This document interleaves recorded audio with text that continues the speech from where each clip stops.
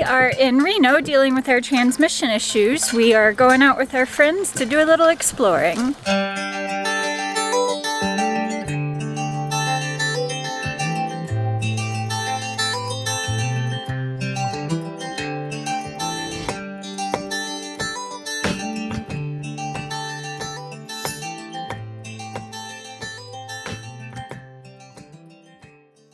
So we've come about a half an hour west of Reno, Nevada to Truckee, California, and we are visiting the Donner Memorial State Park. Yeah, so we are headed into the museum now to learn more about the history of this place and the Donner Party.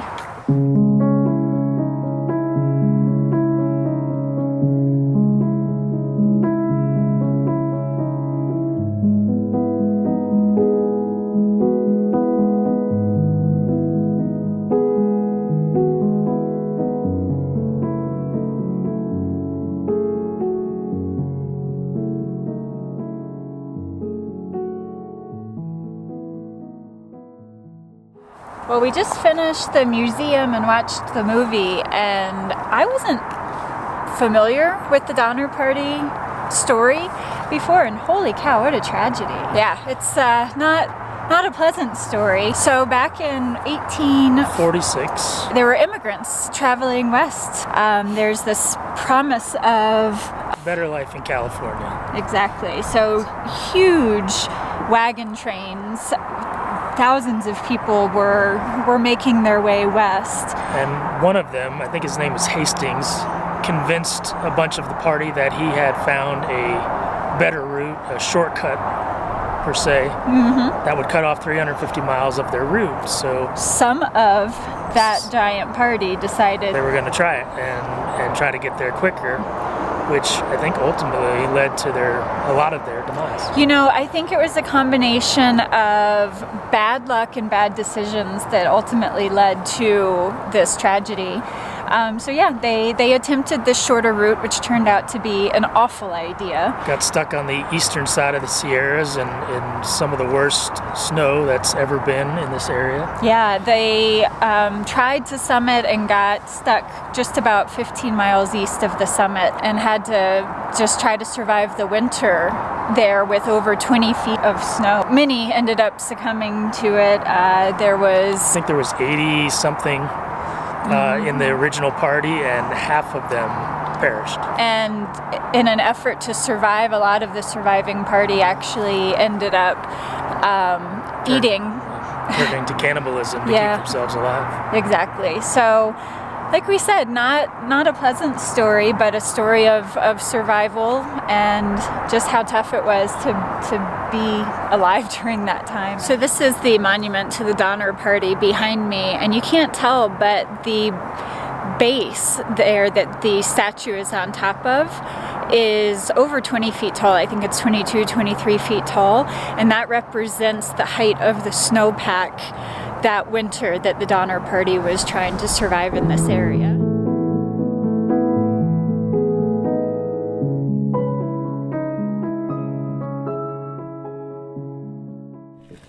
All right, well, these are our hosts, Brad and Kathleen, behind us.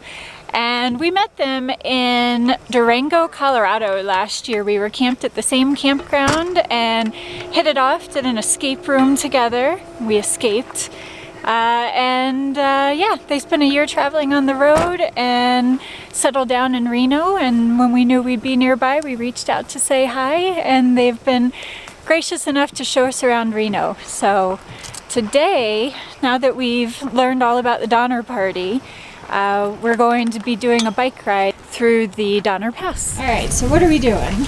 All right, so this is tunnel number 6. There's 11 tunnels through the Sierras that were dug in the 1860s. This is the longest tunnel. It's about 1,800 feet deep or long. And it took them 2 years to dig this out, 8,000 Chinese. I've been told 8,000 Chinese were digging and 4,000 to 5,000 were actually laying the track. And another little interesting fact is that the Chinese in 24 hours laid down 10 miles of track, which has never been equaled. That's incredible. Just an amazing engineering feat of blasting and digging So we're going to go down this tunnel, and then we're going to go through a couple others, through 7 and 8 and 9 maybe, and then there'll be lots of snow sheds that we're going to go through, and we'll probably go all the way down to the Big Hole, which is a 2-mile cut through solid granite, because these train tracks were abandoned in 1996, I believe. So the tunnels were too narrow for the newer trains, so they've rerouted it, and then we're going to end up there and maybe have lunch and maybe see a few trains come through the Big Hole. Sounds cool. Awesome. Let's do it.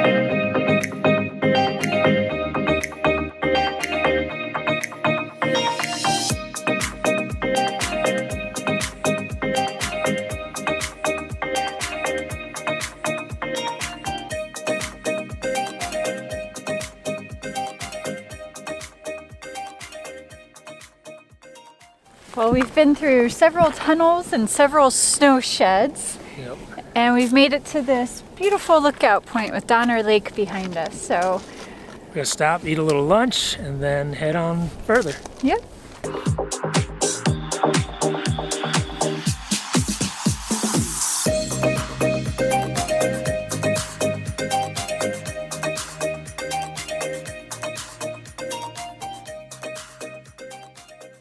So this behind us is called the Big Hole.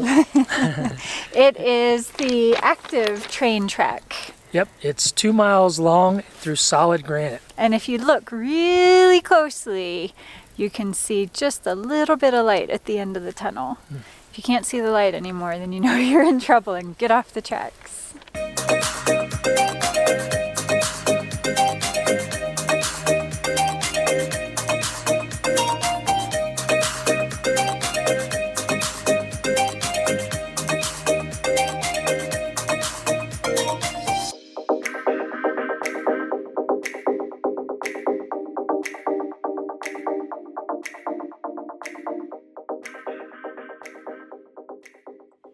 All right, well, we just got notice that they've got the transmission out of the van, and we're gonna take an Uber back to the shop to see what's going on.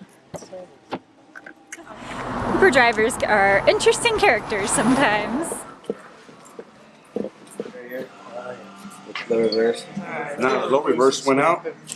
That's your back clutch pack there. And what we're finding is down in here, it's going to have marks like this, gouges.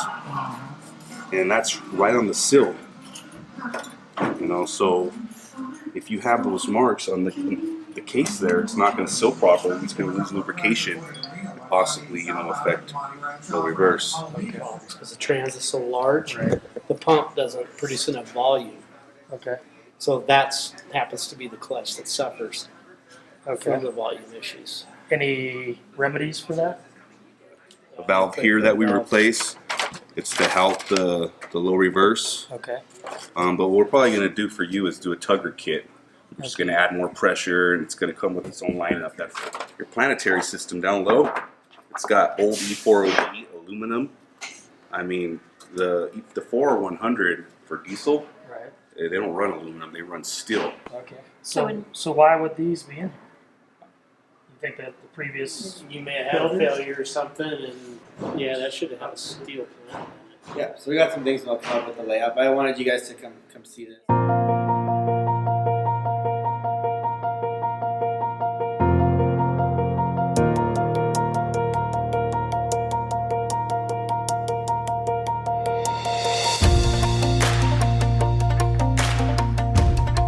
tow vehicle. Get a new tow vehicle. Ford Explorer. See how well the transmission lasts in this one. All right, so I didn't really understand that other than there's a lot of things wrong and it's going to be expensive most likely. But what did they just tell us? So it appears that there's a piece on the tail of the transmission that isn't sealing properly because it's scored, which is allowing pressure not to build up, which in turn caused our clutches to burn up. The transmission case, because of the scoring, needs to be replaced because it's pretty bad and it's allowing fluid to get by. And they got the mirror out and showed us that TJ Showed actually us scoring. I stuck my hands in there. You can just feel it all around in there. You can see the clutches. They're supposed to be orange. They're completely black and just totally destroyed. So we're still starting at square one again with our transmission. Fingers crossed. I mean, honestly, we know it's going to be expensive. We're prepared for that, and it's going to be what it's going to be. And we're feeling still very confident with this shop. They just seem so upfront and transparent. Having us come, they even are totally open to us filming them rebuilding it. So, I mean, I don't think you can get much more transparent than that. They've been great and no complaints. Yep. So fingers crossed. I feel like we have found a good shop to do this work for us, and hopefully in about another week. We'll probably be in Reno about another week. But hopefully our van will be good as new. Okay, well, while the transmission is being worked on, we're taking advantage of our time in the Tahoe area. Yeah, our friends Brad and Kathleen brought us here to Tahoe, which is probably, I'd say, 40 minutes from Reno. Yeah, we're in the northern Lake Tahoe area. The town is actually Incline, Nevada, and we're doing a biking/hiking trail known as the East Shore Tahoe Trail.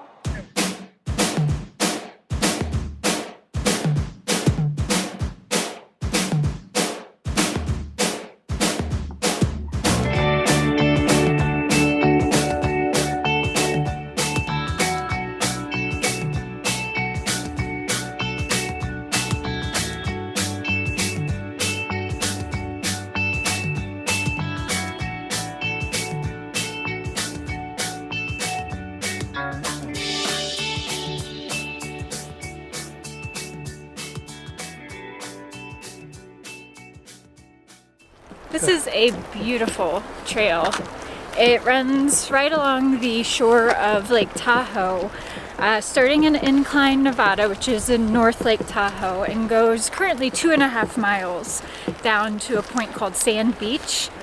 But the plan eventually is that it will run the entire perimeter of Lake Tahoe. 70 something miles around Lake Tahoe. It's gonna be just amazing when it's done. It's amazing now. It's a great trail. Amazing views, amazing places to stop and picnic if you want to do so. Really beautiful, well worth it. Great way to see at least northern Lake Tahoe for now, and eventually years from now the entire shore of Lake Tahoe. Yeah, really cool place.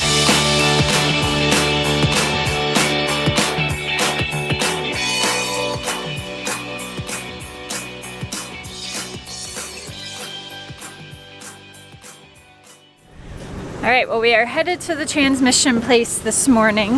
They're going to be getting started on our transmission. It's basically it's not a brand new transmission, but all of the parts are being replaced in it, right? I mean, just about. Some of the gears are staying, but for the most part, everything else is getting replaced. Gears and shafts will be the same, but it's a new case, it's a new torque converter, it's new clutches, new steels, new pumps, new shift kits. I mean, it's pretty involved. And we found some, problems with the last one that would limit our reliability, so they're upgrading a lot of that stuff too, which is costing more money.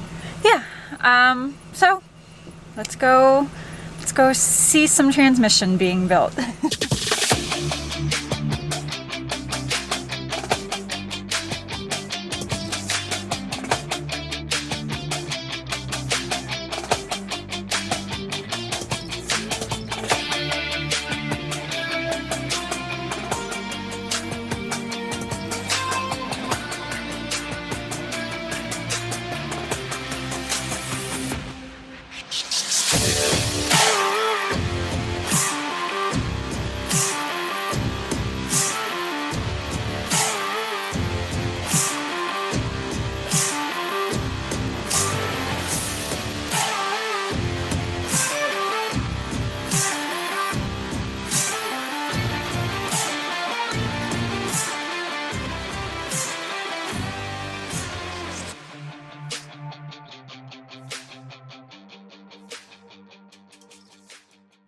Well, we got the van back a few days ago, and we need to put some miles on it.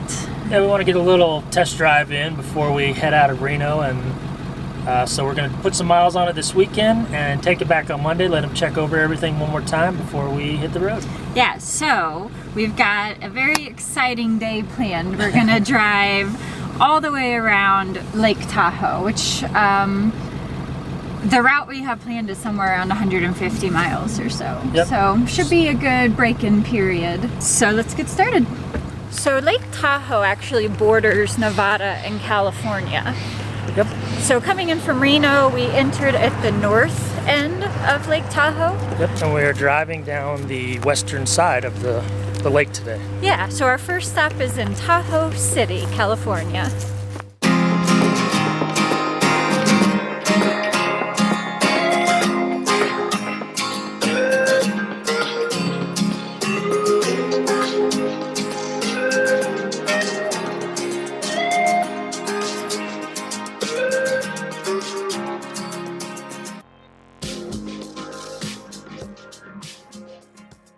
So we've come to the famous Fanny Bridge, which got its name because everybody bends over the railing to get a look down into the crystal clear waters of Lake Tahoe below, and there's supposed to be some really amazing, huge trout down there to look at as well. Fanny Bridge spans the Truckee River, which is the sole outlet of Lake Tahoe. All right, well, let's go check out this bridge.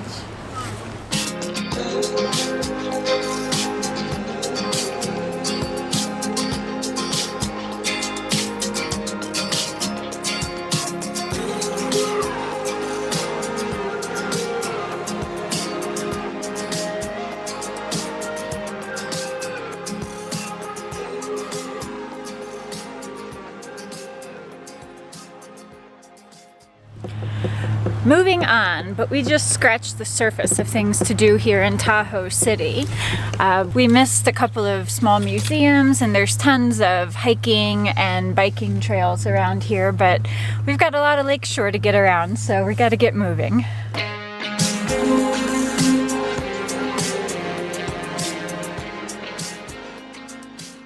We were hoping to go to Emerald Bay State Park and do the short hike down to the Viking Shoal Castle, I believe it's called. It was a castle or a mansion. It was actually built as a summer home, but in the Scandinavian style, which gives it apparently a kind of castle-like look. And it was donated to the state of California in the 50s, and you can now walk to it and visit it in the summer months. They actually do tours inside. But we pulled into the parking lot and saw the little no dogs sign, and unfortunately had to turn around and leave. So kind of bummed about that, but if you're ever in southwestern Lake Tahoe, definitely something cool to check out.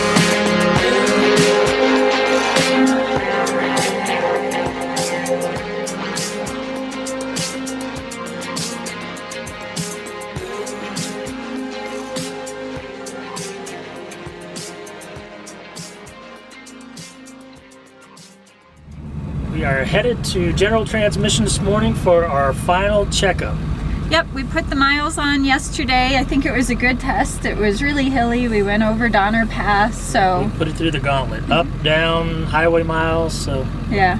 I think it was a good test and everything seems to be working as it's supposed to. Yep, but the shop is going to check it over, make sure nothing is leaking, and just make sure everything is as it should be before we get back on the road tomorrow. Yep.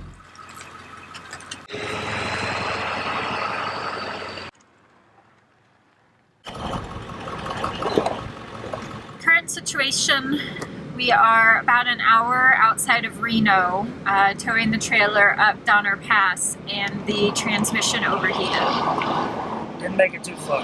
No, so we immediately, of course, called the shop, and they are having us turn around and come back to take a look at it and figure out what's wrong. Trying to stay positive. It's hard. It is. It's tough. We're tired of things going wrong. So, yeah, that's where we're at. We'll keep you updated. Well, we spent the night in the transmission shop's lot last night. That was fun. But another free night of camping in Reno, so no complaints. Turns out it's not the transmission after all. Our radiator has plastic caps on the top and bottom, and the top cap split and drained out our coolant. We're replacing the radiator. They're giving us what TJ says is a good deal on it based on some research he did. They're just charging us cost, not even labor, so Yeah. can't beat that. Okay, we just got the van back with the new radiator and trans cooler in it, and we've hitched up and are going to do a test tow to make sure everything's good before we try to leave Reno again.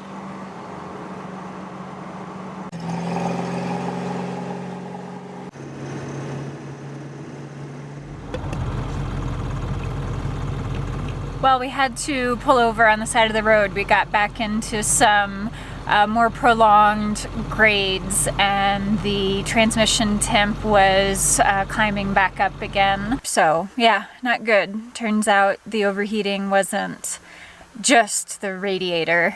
There's definitely something more going on. So we're gonna head back to Reno and see if we can get this figured out. Well, we are siphoning water into the Airstream because we are spending our third night in the transmission shop slot.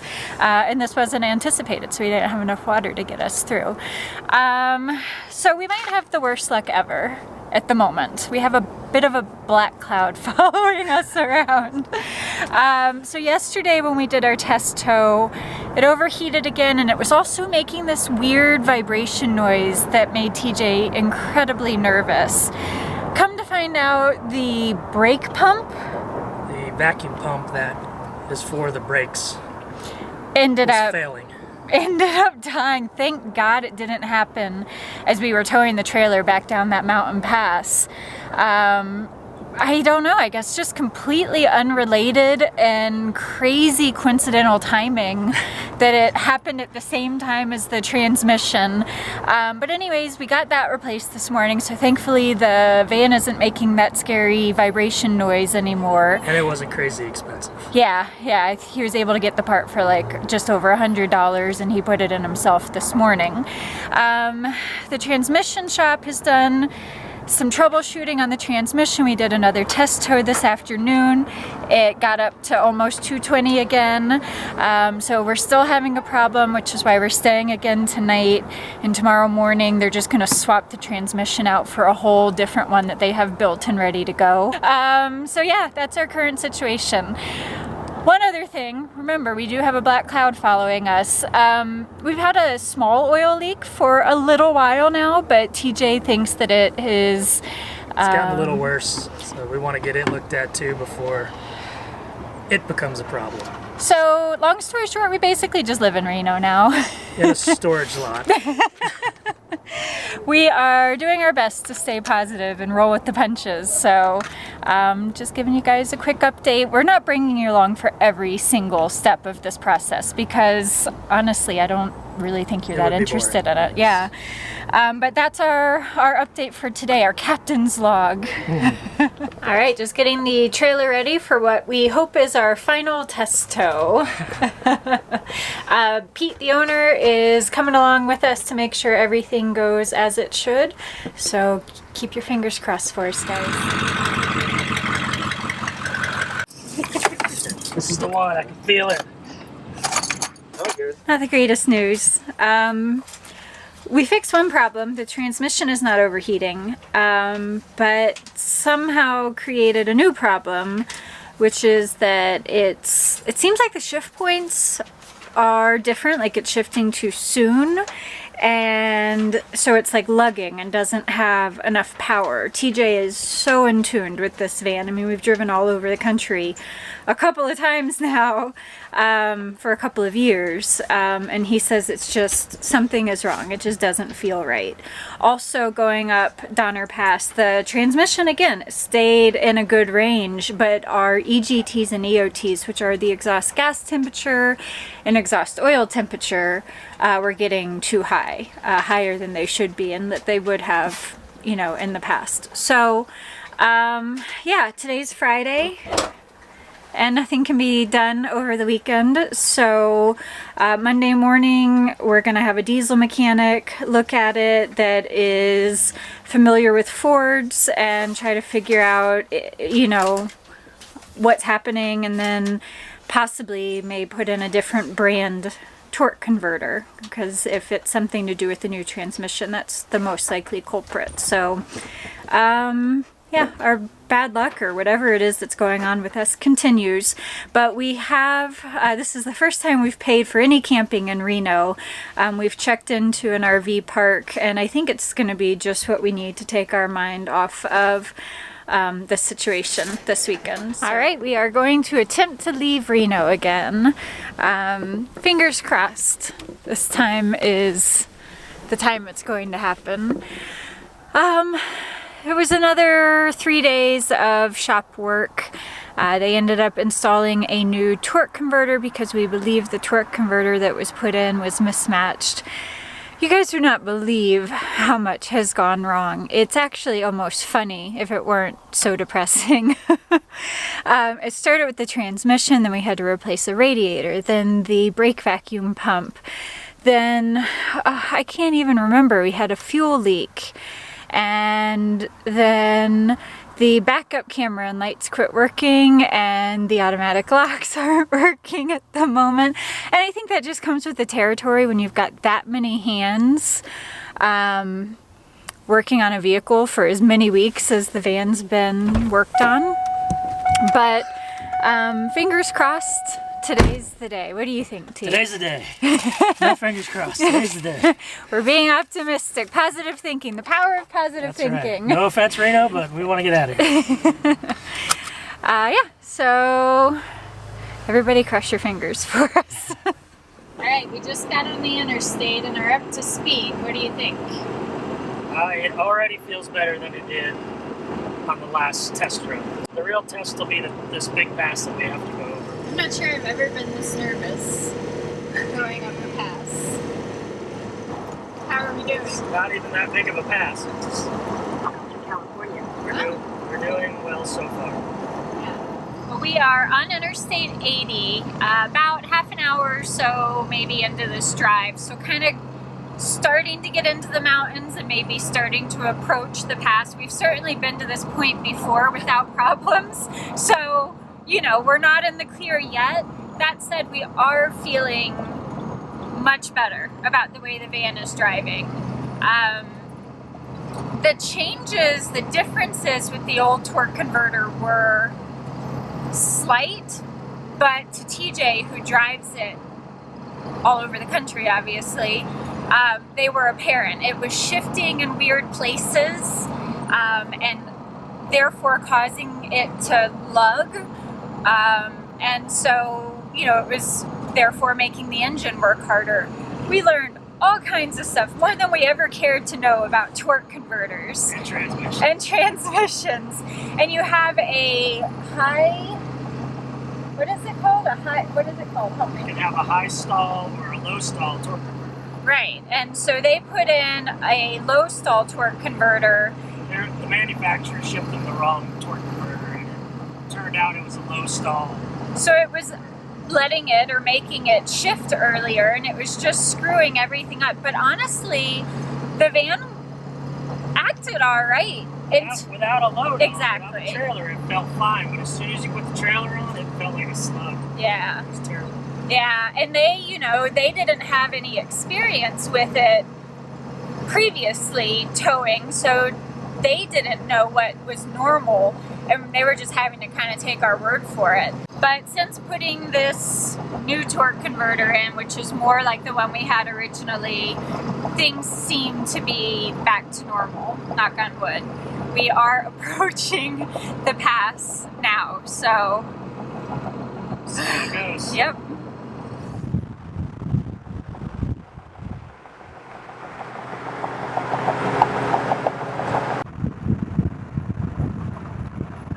Alright, we made it to the top. No issues. Woo-hoo!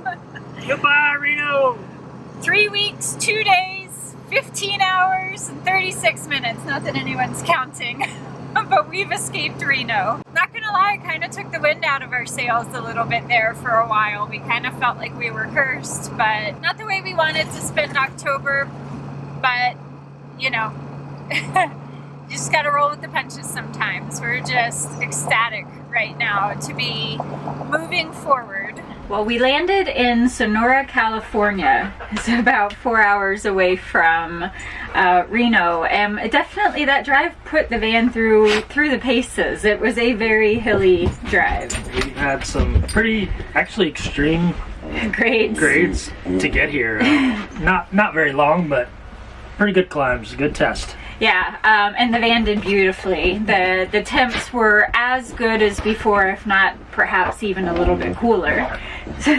Brody's excited. Yeah, so, you know, when we look back at the past 3 weeks, initially my first thought is it's been a nightmare.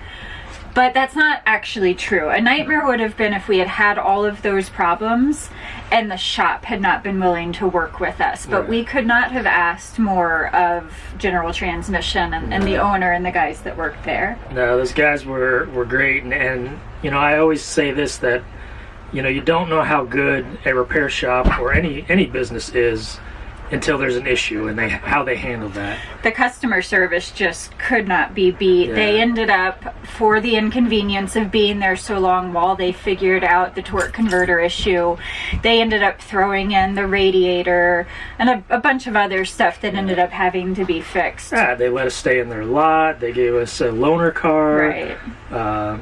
Like Bree said, they kind of just said, you know, for the aggravation, Right. you know, you don't owe us any more money. And honestly, like, even without all of that, just having them listen to us, believe us, and continue to work with us day after day, you know, I mean, it ruined their day and week almost as much as it did ours, I think. I think so. Yeah, I mean, you could definitely tell that it was affecting them to have this continuing issue. So, you know, was it ideal? Absolutely not.